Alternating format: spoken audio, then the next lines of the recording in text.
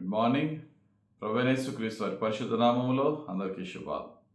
ఈరోజు మన అనుదిన ఆత్మీయ ఆహారంగా ప్రకటన గ్రంథం 10వ అధ్యాయం 10వ వచనంలో మరి యోహాను భక్తునికి దేవుడు ఒక పుస్తకాన్ని ఇచ్చి మరి ఆయనకి తినమన్నప్పుడు ఆ పుస్తకం అట దేవుని వాక్యాలతో నిండి ఉన్న పుస్తకము ఆయన నోటికట మరి తేనె వలె మధురంగా ఉందట.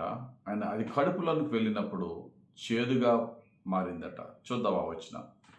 ప్రకటన గ్రంథం 10వ అధ్యాయం 10వ వచనం. అంతటి నేను ఆ చిన్న పుస్తకమును దూత చేతుల్లో నుండి తీసుకుని దానిని తినివేసి తిని అది నా నోటికి తేనె వలె మధురముగా ఉండెను, కానీ నేను దానిని తినివేసిన తర్వాత నా కడుపుకు చేదాయాను.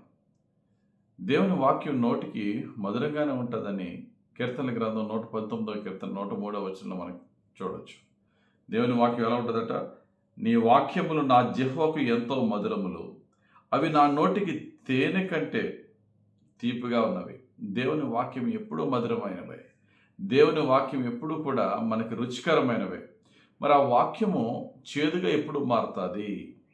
ఆ వాక్యము చేదుగా ఎప్పుడు మారుతుందంటే, దేవుని వాక్యాలు రెండు ముఖ్యమైన వాటితో నింపబడి ఉంటుంది. ఒకటి వాగ్దానాలు, రెండు జడ్జిమెంట్స్, దేవుని తీర్పులు. దేవుని వాగ్దానాలు ఎవరికి సొంతం అవుతాయంటే, ఆయన వాక్యానికి లోబడి జీవించిన వారికి, ఆయనకి ప్రీతికరంగా జీవించిన వారికి ఆయన వాగ్దానాల యొక్క ఆశీర్వాదాలు ఉంటాయి. ఆయన చిత్తానికి విరోధంగా జీవించిన వారికి తీర్పులు కూడా బైబిల్లో ఉన్నాయి.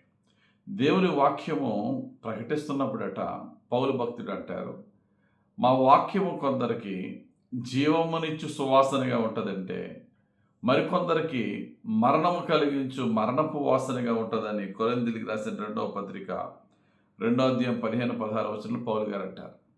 కనుక ఎవరికి చేదుగా ఉంటుంది దేవుని వాక్యం? ఎవరికి తీయగా మధురంగా ఉంటుంది దేవుని వాక్యం?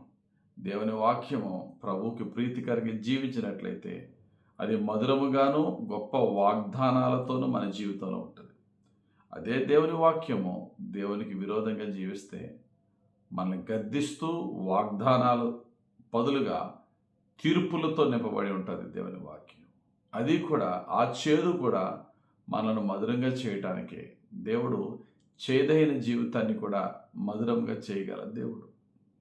మారా జలాలు చేదుగా ఉన్నాయట, దానిని మధురంగా చేసి దేవుడు ఆయన యొక్క పేరులో ఒక పేరు, ఆయన వాగ్దానాల్లో ఒక వాగ్దానమైనటువంటి యెహోవా రాఫా అనే దేవుడని పిలువబడ్డాడు. ఆ విషయం మనకి నిర్గమాకాండం 15వ అధ్యాయం 25వ వచనంలో ఆయన చేదైన నీరును మధురంగా మార్చిన దేవుడు. ఈరోజు నీ జీవితంలో, నా జీవితంలో దేవునికి విరోధకరమైన బ్రతుకుంటే మన చేదైన బ్రతుకే.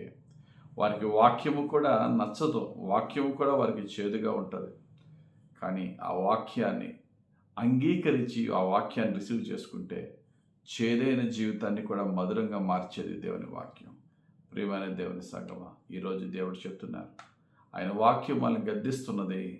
ఈ వాక్యం నాకు చేదుగా ఉందని చెప్పి ఆ వాక్యాన్ని విడిచిపెట్టద్దు.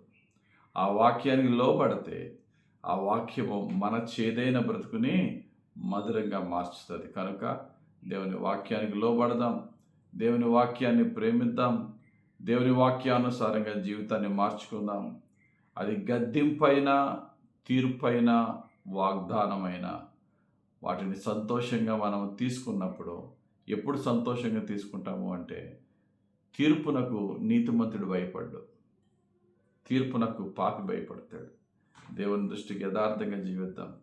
ప్రతి తీర్పు నుండి మనల్ని తప్పించి ఆయన వాగ్దానాలకు ఫలముగా, ఆయన వాగ్దానాలకు వారసులుగా దేవుడు తీర్చిదిద్దుతాడు. ఆయన యొక్క వాగ్దాన ఫలాన్ని మనం పొందుకుందాం. దేవుడు తన పరిశుద్ధ వాక్యాన్ని దీవించి దేవుని వాక్యం యొక్క మధురాన్ని, మాధుర్యాన్ని అనుభవించేవారుగా ఆయన నీతి, ఆయన యథార్థతలో పరిశుద్ధాత్ముడు మనల్ని నడిపించును గాక. ఆమేన్.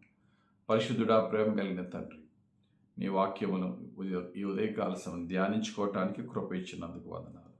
ధ్యానించిన వాక్యము మా అందరి జీవితంలో దీవెనకరమైన నీ ఆశీర్వాద వాక్యముగా తీర్పు నుండి తప్పించి చేదైన జీవితము నుండి అయా మధురమైన జీవితంలోనికి, మరణము నుండి జీవములోనికి నడిపించే వాక్యముగా అయా మీ వాక్యాన్ని మేము రిసీవ్ చేసుకుని వాక్యానికి తగిన విధంగా మా బ్రతుకులు మార్చుకుని నీ నీ ద్వారా దీవింపబడే పరిశుద్ధమైన మధురమైన వాక్యానికి లోబడే జీవితం మాకు దయచేసి మమ్మల్ని రక్షించమని యేసునామములో ప్రార్థించి వేడుకొంచున్నాం తండ్రి.